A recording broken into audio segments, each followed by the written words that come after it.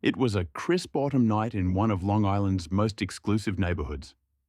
Behind the gates of a grand mansion on Middle Lane, millionaire Ted Ammon was home alone. The security system was off. The silence inside those walls felt ordinary, almost comforting. Nothing appeared out of place. But by the next morning, that silence had been shattered forever. What investigators uncovered in the master bedroom would shake the Hamptons to its core, a chilling tale of obsession, greed, and betrayal. This wasn't random misfortune. The darkness that claimed Ted's life was far closer to home than anyone dared to imagine. If you're fascinated by true crime and the psychology behind real investigations, you're in the right place. Today, we uncover a chilling story that begins long before the murder itself, back in the early life of the man at the center of this case. Robert Theodore Ammon, known simply as Ted, was born on August 30th, 1949, in Pittsburgh, Pennsylvania. His father, Robert, worked as a pension coordinator at Shenango Furnace Company on Neville Island. His mother, Betty Lee Morris, devoted herself to raising the family, but she was no ordinary homemaker. Betty had a sharp mind and even sharper standards. She believed her children should never settle for the ordinary. She pushed them to dream bigger, think harder, and aim far beyond what was expected of them. Ted grew up alongside his older sister Sandy. She wasn't just his sibling, she was his first rival. When Sandy sat at the piano practicing for hours, Ted would listen quietly, then sit down and play the very same melody almost effortlessly after hearing it just once. From an early age, it was clear. Ted wasn't just smart, he was exceptional. From the very beginning, Ted Ammon's natural talent set him apart.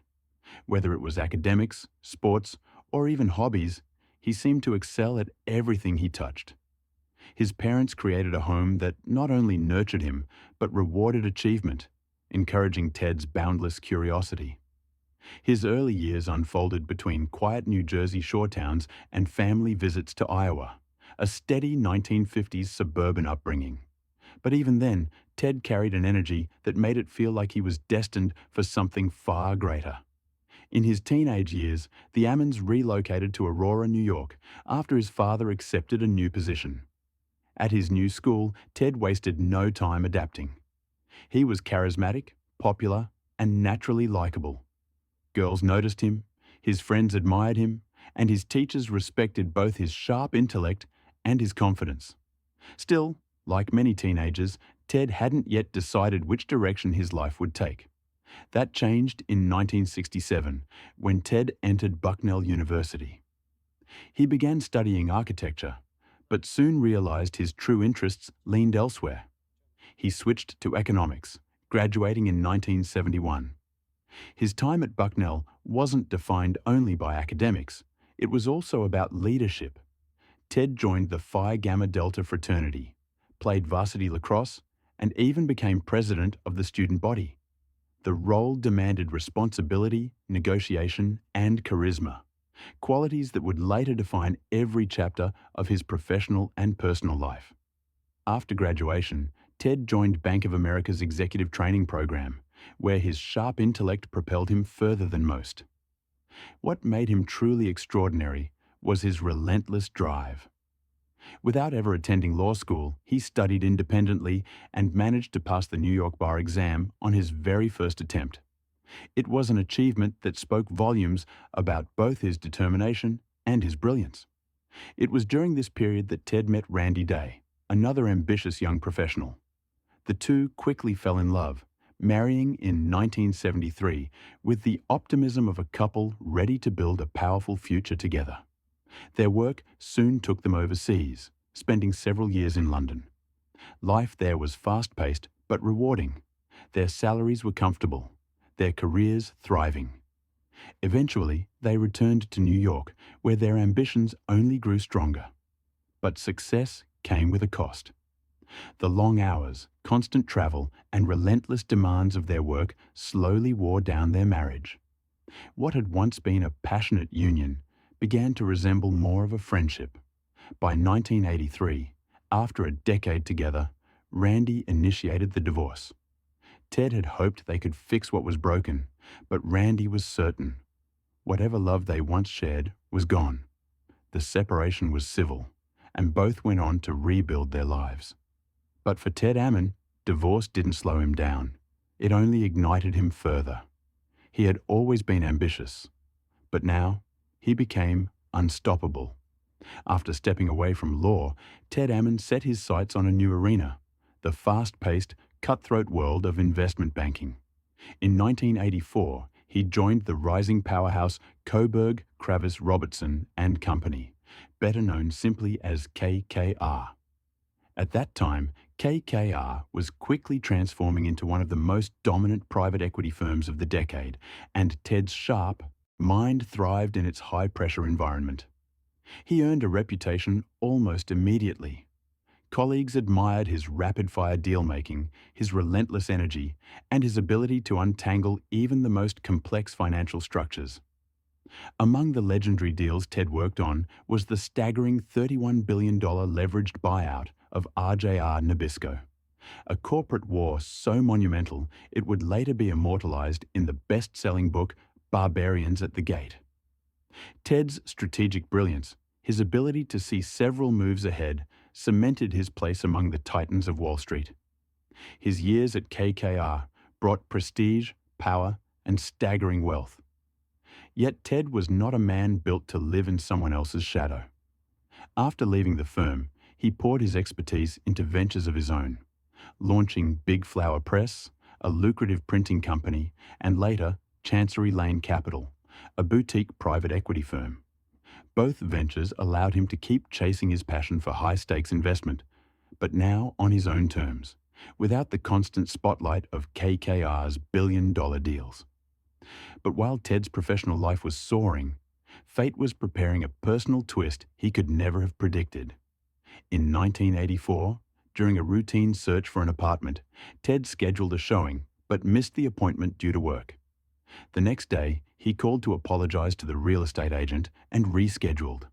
That small, ordinary decision would alter the course of his life forever. Because at that rescheduled meeting, Ted Ammon came face to face with the woman who would both captivate him and ultimately lead him toward tragedy. Her name was Generosa. She was younger, intelligent, and almost instantly captured Ted's attention. After that first apartment viewing, the two went for coffee, and their connection was undeniable. Within just a month, they had moved in together. Generosa quickly threw herself into decorating their new space, her natural artistic flair on full display. But beneath the surface of their whirlwind romance, cracks began to appear. Generosa wanted more. She longed for marriage, stability, and commitment. Ted, still scarred from his divorce, wasn't ready to take that step. After a year, she gave him an ultimatum: marry her or walk away. Ted refused, and the relationship ended. For Generosa, the rejection cut deep. She even reached out to Ted's family, voicing her heartbreak and frustration. But fate had other plans. Just a month later, the two crossed paths again, this time at an art museum. Generosa was with another man, and the sight of her on someone else's arm shook Ted. In that moment, he realized he couldn't let her slip away. Shortly after, he proposed. They married in 1986, beginning a marriage that would become both glamorous and dangerously volatile. To understand Generosa, you have to look back at where she came from. Her life had always been complicated. Born in California, she grew up in a family that encouraged independence and creativity. From an early age, she showed a passion for painting and design, talents that would define her adult life. But behind her charm and artistry was a childhood scarred by instability. Her mother, Mary, was a mercurial woman. Family members believed she suffered from bipolar disorder. Raised in a devout and wealthy household, Mary even entered a convent at one point. But within a year, she abandoned religious life entirely, trading discipline and devotion for a world of parties, men, and restless indulgence. Financially, she never struggled. After her parents' death, her brother, a successful businessman, supported her. But emotionally, Mary was detached and unpredictable. In 1945, she married a soldier and had 2 children. Yet she showed little interest in motherhood, preferring instead the excitement of her social life. The marriage eventually collapsed, and when her husband walked away, he didn't take the children with him. Mary remarried and had another daughter, but that relationship also fell apart. Then came Generosa, the last child. Her biological father was an Italian sailor Mary had met at a party. Their affair lasted less than a week. They exchanged addresses, but when Mary later wrote to tell him about the pregnancy, he never replied.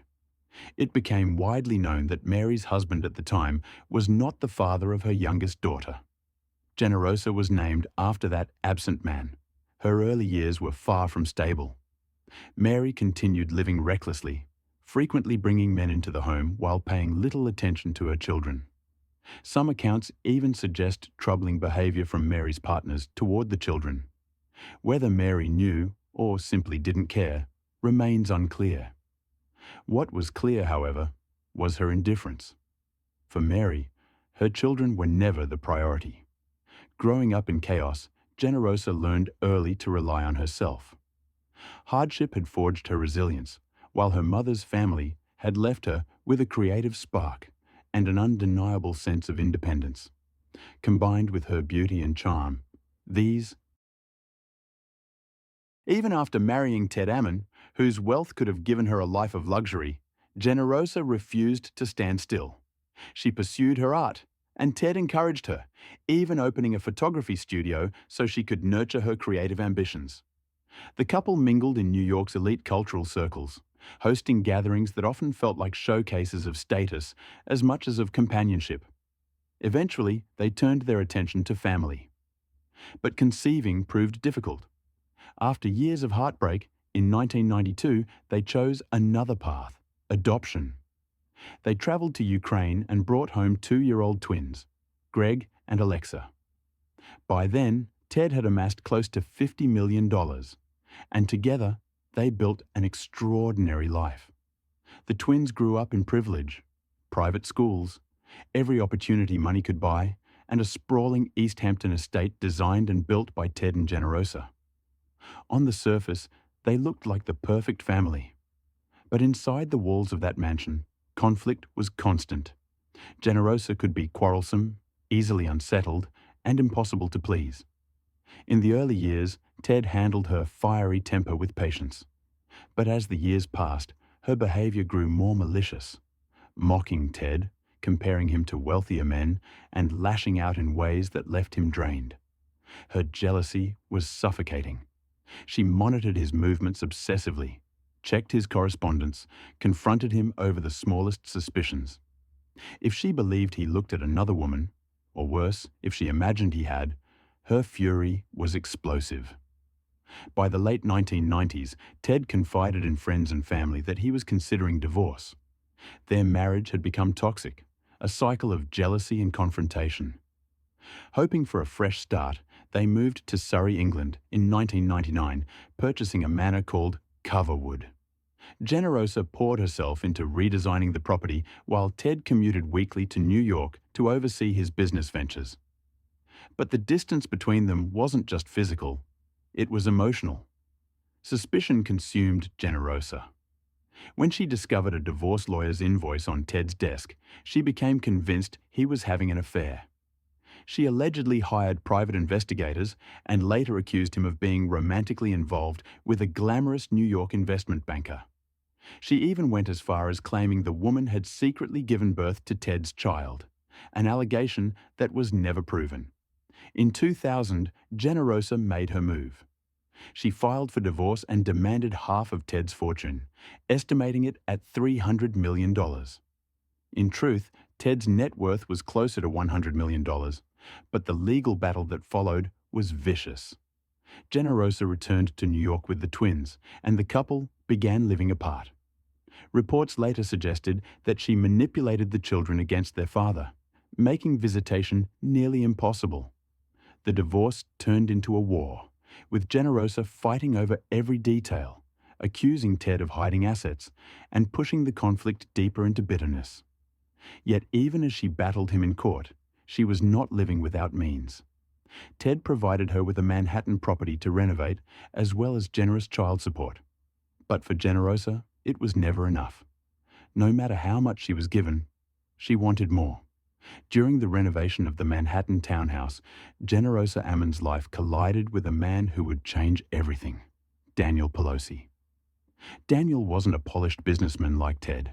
He was a rough contractor, someone who could wire lights, fix pipes, and take on handyman jobs, though he wasn't even a licensed electrician. At 38, he was 7 years younger than Generosa. From the very beginning, Ted despised him.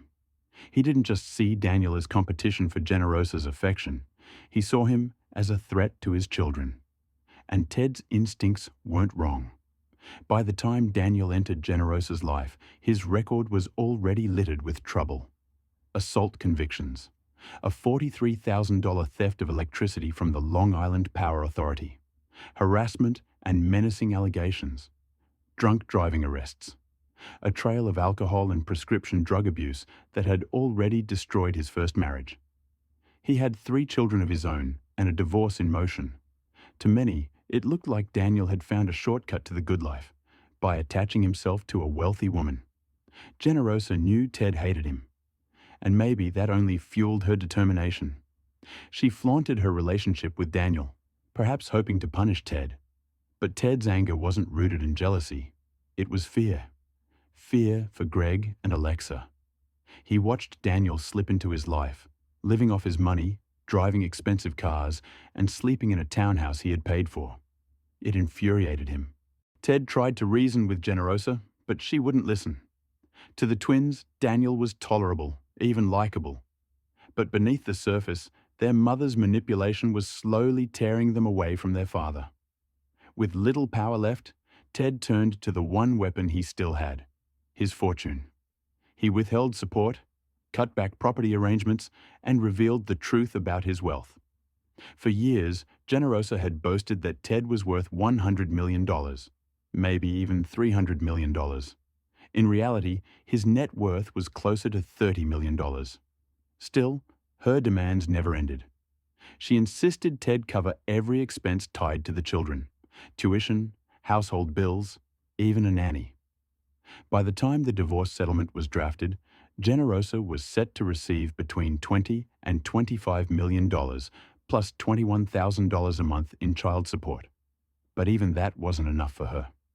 And then, before the ink on the papers could dry, tragedy struck. On October 20th, 2001, millionaire Ted Ammon, just 52 years old, was found murdered in his East Hampton mansion. His chauffeur and business partner discovered the body. Ted was naked, lying on his bed. His skull had been shattered by multiple blows. The alarm system had been disabled. No forced entry. This wasn't random. It was someone who knew the house. Someone close. Suspicion turned immediately to Generosa. She inherited Ted's $97 million estate and, just 3 months later, married Daniel Pelosi. Witnesses recalled her bitter words. She had openly said Ted deserved to die. But Generosa had an alibi, and the brutality of the crime pointed to someone with physical strength. Someone like Daniel. Slowly, damning testimony began piling up. Construction workers claimed Generosa had once offered $50,000 to have Ted beaten. Christopher Pino, an acquaintance of Daniel, testified that he drove with Pelosi to Ted's mansion on the night of the murder. Daniel told him to wait in the car.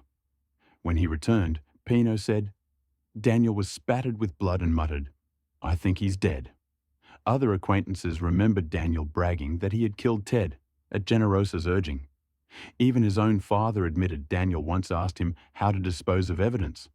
But still, investigators had no physical proof, no DNA, no weapon, nothing but testimony. Meanwhile, Generosa's life was unraveling. She had been diagnosed with advanced breast cancer. In her final years, psychologists described her as volatile, manipulative, narcissistic. Prosecutors offered her immunity if she testified before a grand jury. She refused. She insisted Daniel had nothing to do with Ted's murder. But Generosa's loyalty wouldn't last. By 2003, sick and weakened, she forced Daniel to sign a post-nuptial agreement. He would receive just $2 million and nothing more after her death. She rewrote her will, leaving her fortune to her children and their nanny. She died in May 2003, never charged, her role in the murder forever a haunting question mark. But Daniel Pelosi's time was running out. In 2004, he went on trial for Ted Ammon's murder. He admitted he was inside Ted's home the night of the killing, but denied landing the fatal blows. He pointed the finger at Generosa, claiming she had orchestrated everything. Jurors didn't believe him. Witness after witness recalled Daniel bragging that he had done it himself. On January 25, 2005, Daniel Pelosi was convicted of second-degree murder. His sentence, 25 years to life in prison. Generosa never saw justice. She died 2 years before Daniel's conviction. But her legacy is forever tied to the murder that shattered the Ammon family. Ted's twin children, Greg and Alexa, were placed in the care of his sister, Sandra Williams, who promised to give them the loving, stable home their father always wanted for them. Years later, in 2012, Greg and Alexa co-produced a documentary, 59 Middle Lane, revisiting the mansion where their father's life had been stolen. They confronted their past, their fractured family, and the deep scars left behind. Now in their 30s, Greg has pursued filmmaking, while Alexa has lived a quieter life. They speak of their father as kind, generous, the steady anchor of their childhood. Their memories of their mother are conflicted, a woman of intelligence and charm, but also destruction. And so, the story of Ted Ammon is not just about wealth, jealousy, or betrayal.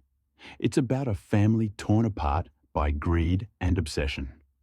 And the tragic reminder that sometimes the greatest danger comes not from strangers, but from the people closest to us.